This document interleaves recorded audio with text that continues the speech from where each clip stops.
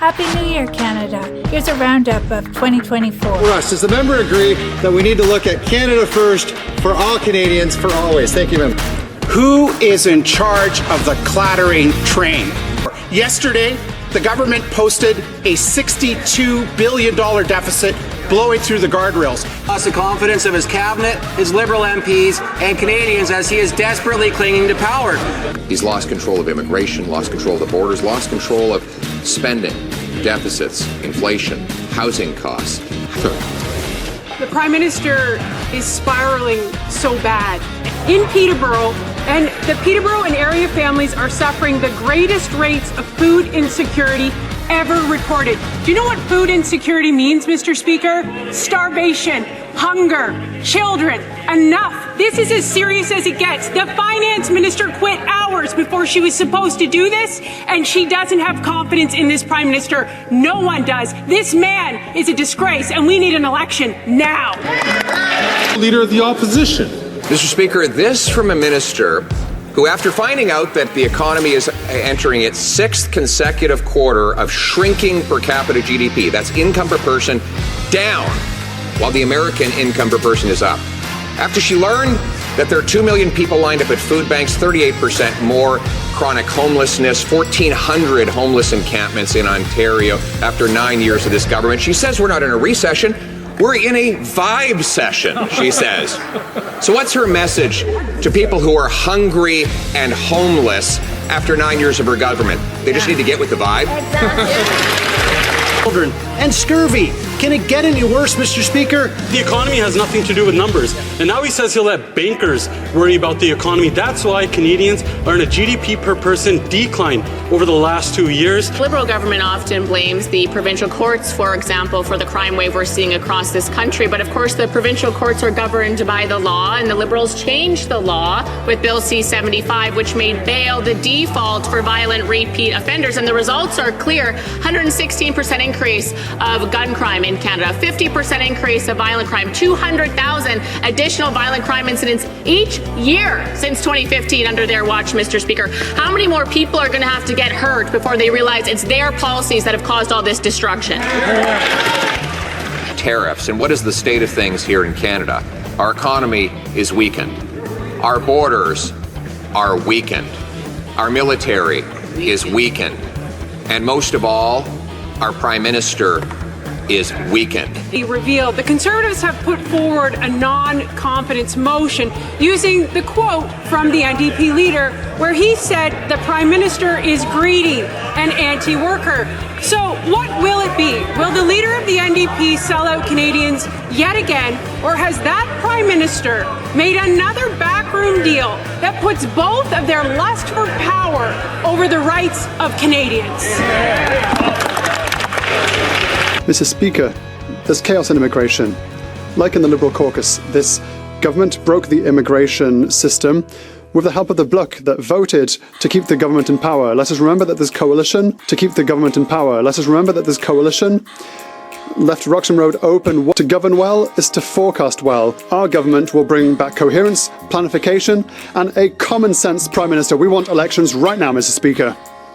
Taxes are up, costs are up, crime is up, and time is up. And violent gun crime is up 116% in Canada in just 9 years. Now, following the Prime Minister's out-of-touch comments, the Vancouver Police Association stated the Prime Minister is, quote, not aware of the ongoing gang war here in BC, which is putting both our members and public at risk on a daily basis. Well, there you have it, a real-life Thelma and Louise. The Prime Minister driving Canadians through the Finance Minister's deficit guardrail into the abyss. This NDP Liberal government, Canadians are falling far behind. This government has dragged our economic performance down to just 2/3 of the United States. This is costing Canadians on everything that they buy, and paychecks have not kept up with the inflation this government has caused.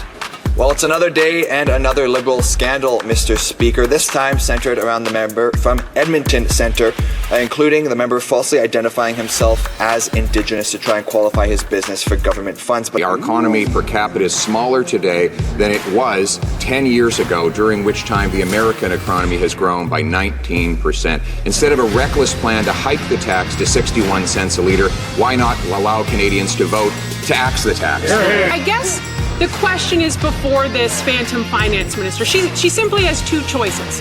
You know, is she going to join the graveyard of liberal female ministers under this fake feminist prime minister? Or, you know, like Jody Wilson-Raybould, Jane Philpott, or will she continue to be publicly humiliated? After 9 years of NDP Liberals, taxes, costs, and crime are up. And fisheries officers are refusing to patrol the Maritimes because these Liberals will not let them enforce the law. Poachers are attacking with shotguns and knives. Meanwhile, Liberal Fisheries Minister number 6 lives in denial, refusing to listen to the union. Revelations in court filings show that there's another lawsuit against the Liberal minister from Edmonton showing that he broke the law. This one shows that his shady company and his business partner, well, he's now been directly named in this lawsuit in their search for buyers. Quote, they're going to sell this. I just updated Felix and Randy. And quote, are you confident? Really? I won't tell Shauna, Felix, and Randy yet. After 9 years of this NDP Liberal government, they're not worth the cost or the corruption. So will the Liberal minister from Edmonton stand up and admit to Canadians that he broke the law? From the top. Mr. Speaker, they're not even allowing the finance minister to answer her own questions because they all know that the carbon tax is a failure. You were saying that the Prime Minister's latest tax hike on small businesses, farmers, home builders, and healthcare is not worth the cost. Now, former Liberal Treasury Board President Scott Bryson says the Prime Minister's support for the tax hike is a combination of moral sanctimony and economic complacency from ministers who simply do what PMO tells them. He calls it socialist bafflegab. Why is the Prime Minister going ahead with killing jobs and raising costs with what his own Liberals call socialist bafflegab? Today, the Prime Minister has an opportunity to help families struggling with high food costs. Bill C-234 is back in the House after Liberal-appointed senators delayed and gutted that bill.